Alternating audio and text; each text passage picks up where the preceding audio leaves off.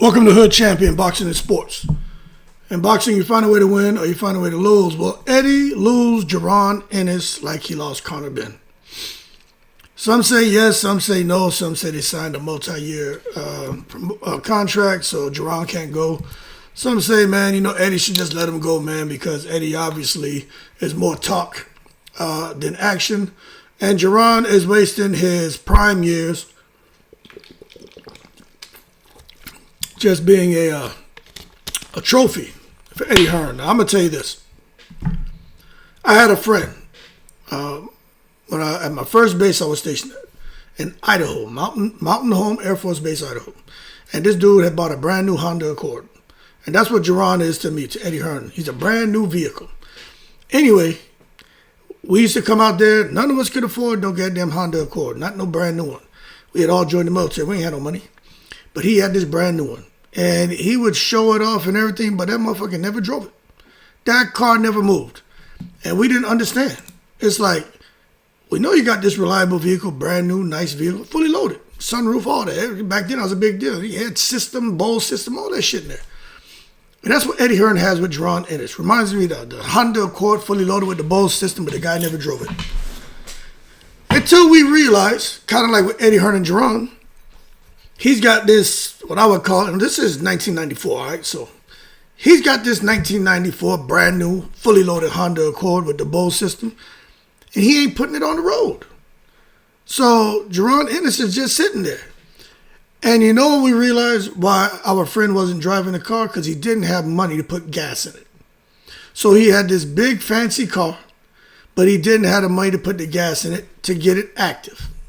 And that's the same thing with Eddie Hearn. He doesn't have the money to sort things out to make the fights that needs to be made. So Jaron Boots Ennis, hey, he sits there inactive. Looking good, shining. We know he can perform, but just like my buddy with that vehicle, just couldn't put it on the road because he ain't had the money to put the gas in. And Eddie Hearn ain't got the money to put it into Jaron Boots Ennis so that these opponents to make the fights. And it's sad. So I think Jaron Boots Ennis is going to run towards a portal, and Eddie Hearn be right behind him tomorrow. Wait, Jaron, don't leave me, like Conor did. But I'm going to say this, man. Jaron Ennis is widely viewed as one of the most gifted fighters in boxing today. Nobody can argue that he passes the eye test, but we haven't seen him pass the test. Emiliano Vargas just passed a test. Really, really good fight. Really competitive fight. At one moment, I thought, damn, Emiliano about to lose. But he was able to dig deep and just show that there was, levels to his game. And he belonged in the upper echelon, at least the top 10, top 15 at 140. But with Jaron, he got the combination of speed, he's got power, he's got IQ, versatility. Man, like a young Roy Jones with that athleticism. Makes him a nightmare matchup for anyone at 147 and beyond. That's why he's at 154. I don't think there are any opportunities big enough for him to even go to 147 again. But it's not just how he wins, because he dominates. And that's why we all feel like, he's the next one. But I'm going to tell you this right now. The dominance without meaningful opposition eventually becomes hollow. That's where the frustration begins when it comes to Jaron. Fans aren't questioning his talent. We know he gets busy. The question why is his prime years after being spent fighting opponents who do nothing for his legacy, his profile, or earning power. Why is he still sitting here spinning his wheels now that he's with a big promoter like Eddie Hearn? You see, when a fighter reaches a certain level, matchmaking becomes about trajectory, not survival. And right now, many fans feel Ennis' trajectory is being stalled. And we know what De La Hoya is doing with Vergil Ortiz. But we also know there's a lot more going on behind the scenes. Because if the money was right, all of this would be sorted out. You see, but these promoters, what we've learned is this a cutthroat world. So Eddie trying to pick up Vergil. You got Turkey doing what he's doing. Oscar just trying to hold on. As a result, you got fighters being stalled out, man. And it's horrible to see that for Jaron Ennis because, look, Jaron ain't 25 people. You know what I'm saying? He's no spring chicken. But in the last 4 years, he's really done nothing. And I don't want to hear about, he unified at 147 now. He's really done nothing. You know what I'm saying? And is he making a little more money? I don't know. I would assume so, but he's done nothing. When you think about it. You see, man, there was a big promise with him signing with a promoter like Eddie Hearn, hooking up with Matchroom. We said, here we go. Here we go. This is about to unlock the big matchups. Here we go. That's what we wanted. Unifications, pay-per-view platforms, elite opposition. Here we go. But we got Wisma Lima. What a joke. Instead, what fans are seeing is a lot of talking and not a lot of delivering from Eddie Hearn. It ain't Jaron Ennis' fault. I know Eddie Hearn is out here trying to do his thing to try to make the most money, least amount of risk, make it marketable. Now he feels like, all right, we can go and try to cash him in. I do believe he feels Jaron will win against Ortiz, but Eddie can't make it happen. His lawyers ain't sorting things out, and then they talking about moving Jaron Ennis to go fight someone like Xander Zayas or fight Josh Kelly. I'll put it to you this way. Eddie doesn't know what he's going to do. He doesn't have option for Jaron. He just had a plan A, no B or C. So Jaron suffers. We the fans suffer. I think Jaron should leave him, man. That's just me. The biggest fight Ennis has publicly wanted and demanded is against Vergil Ortiz Jr., a matchup that makes sense stylistically, commercially, historically. De La Hoya's doing his bullshit. Eddie Hearn was doing his bullshit, and now the lawyers did their shit to get the Wu-Tang Cream cha-ching ching, and now it looks like, you know what, it's just not going to resolve itself. De La Hoya blocked it, and now Eddie Hearn is in reactive mode. Because you see, that Vergil Ortiz, that was the kind of fight that would define a generation at 154 pounds. You know what I'm saying? Like, that's the fight you need right there, man, and for the rest of Jaron Ennis' career, if he beats a guy like Ortiz, that defines a generation. Everybody will be talking about that. But despite months of discussion, rumors of social media back and forth, that fight, it's unfortunate to see how it hasn't materialized. So fans, they're just saying, yo, that failure is symbolic. And looking at Eddie Hearn, we know what Oscar De La Hoya did, but we're looking at Eddie Hearn too, because if it wasn't no shady business going on, then, you know, we wouldn't be here. But of course, Oscar's not easy to work with because he's barely holding on to Ryan Garcia, and he for sure is barely holding on to Vergil Ortiz. Oscar don't have no superstars outside of those guys. Those are his two money makers. It just, to me, feels like proof that even with a powerful promoter, Ennis still can't access the elite tier of opponents. They can talk the talk, but they ain't walking the walk because Eddie hasn't delivered shit. Come on, he hasn't delivered anything for Jaron. I'm just being real with you. Now, instead of delivering Ortiz, because it seems like a ship sail, Eddie Hearn has pivoted publicly towards alternatives like maybe Josh Kelly, maybe Xander Zayas. But he doesn't have any control over Xander Zayas. He does over Josh Kelly, but I can tell you Eddie Hearn doesn't want to put boots in it with Kelly because he wants both of them to go on and try to fight and win big fights. So he has two superstars over there, two champions. But I'll just say this. On paper, they're respectable fighters. And Josh Kelly beat Murtaza, so you got to put some respect on his name, even though that last round they scored at a 10-10, which is bullshit. But Josh Kelly did the business.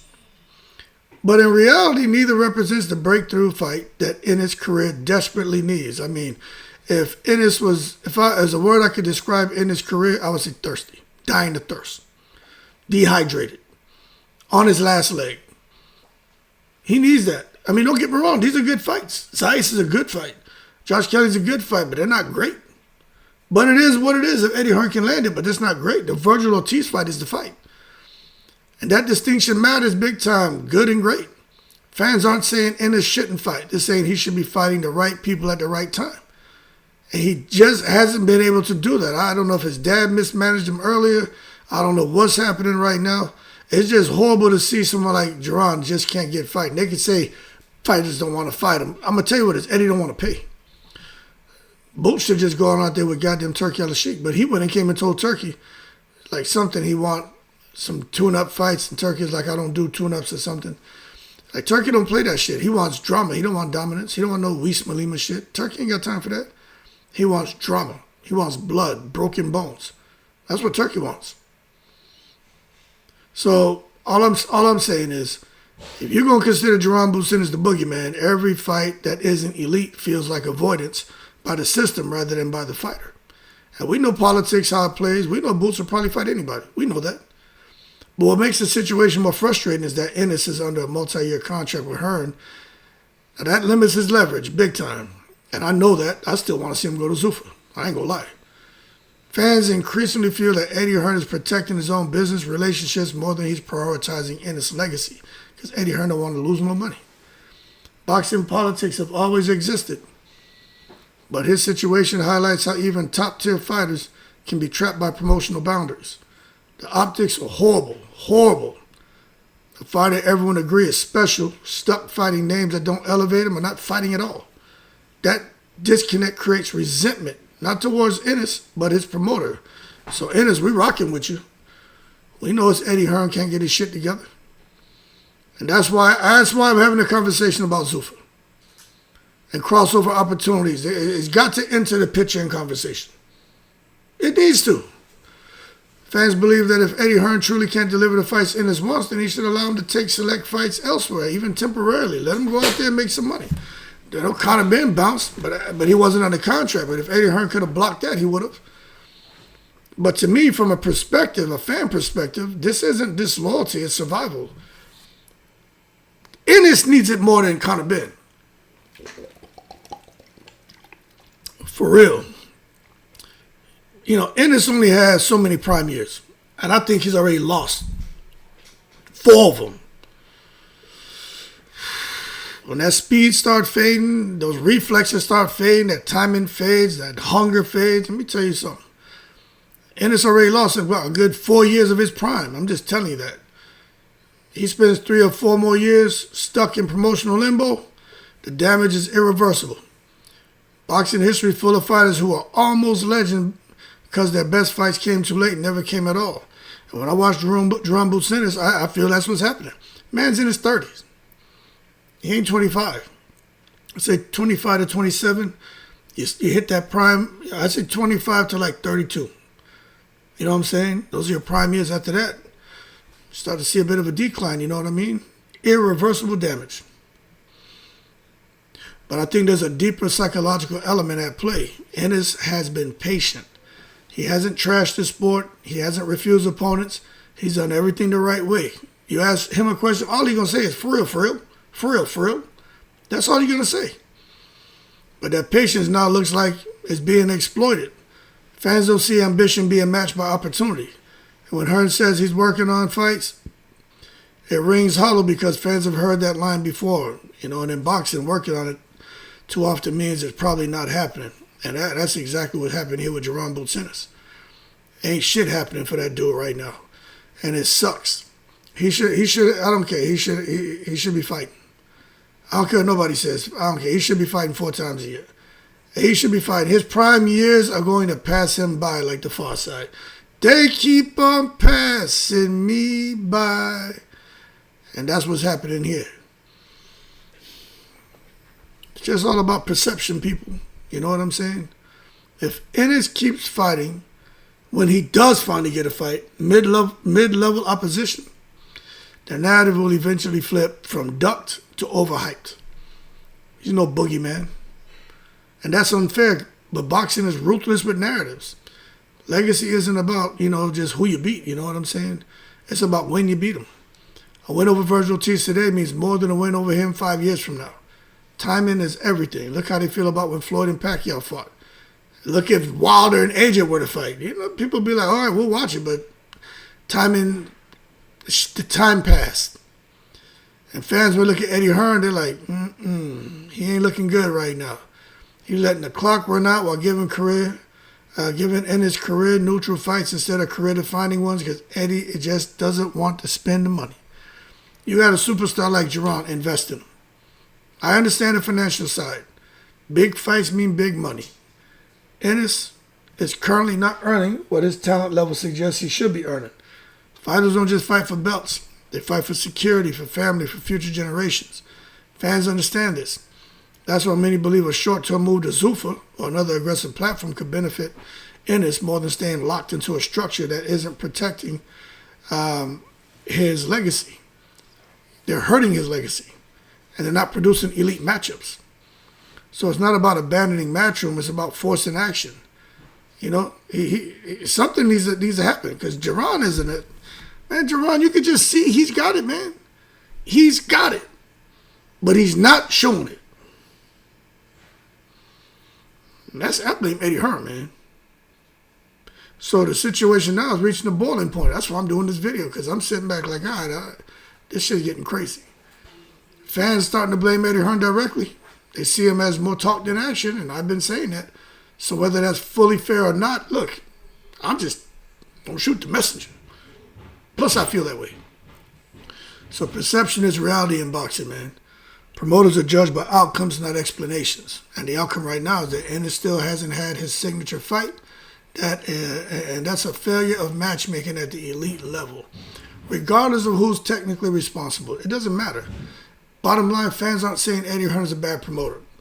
They're saying he may not be the right promoter for Ennis at this stage of his career because Eddie just doesn't want to spend the money. Boots needs a promoter who can move mountains, not make excuses. He needs turkey a la sheep. Someone who can force negotiations, not float alternatives. Because if this continues, Ennis risks becoming the most dangerous fighter that no one ever fought. And that's one of the saddest fates in boxing. And that's the direction I feel he's going, to be real with you. So for Eddie Hearn, if he can't deliver Ortiz or another elite level opponent, fans believe the honorable move would be to loosen the leash and let Ennis take high-profile fights with Zuffa. Dana and Turk would be glad to sign him. Probably give him that $15 million for a fight, too. But you keeping him stuck on mid-tier matchmaking only benefits promotional stability, not the fighter's legacy, which for Jaron Ennis, he can't afford to do that at this point in his career. I don't think he has too many more prime years left. That's just my opinion. But history shows that when fighters feel their careers are being wasted, resentment eventually turns into separation. This feels like that moment approaching. I know he locked into a multi-year deal, but I think he's going to start getting pissed off eventually here because he should have been champion or fought. He should be fighting more, against real fighters. He's elite. He's special. He's the next pound-for-pound great face of boxing potentially. He should be fighting them kind of fights that's going to just add to this belief about him and his potential in the sport. Anyway, y'all keep cool. I'm in the breeze.